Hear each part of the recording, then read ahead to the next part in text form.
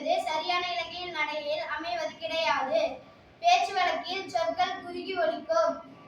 சான்று போய் வரான் படிக்கிறாங்க.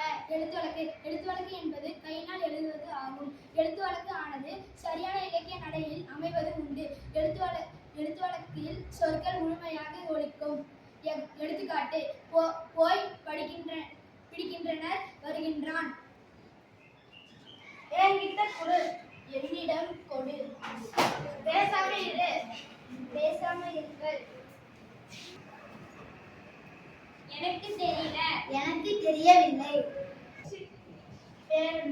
பெயர் என்ன? பேச்சு வழக்கு. எழுத்து வழக்கு. படிச்சான், படித்தான். ஆப்பை, அக்கப்பை. கூப்பிட்டியா, கூப்பிட்டியா. காத்தால, காலையில். சாயந்தரம், மாலையில். பதட்டம், பதற்றம். நேற்று, நேற்று. செலவு, செலவு. நன்றி.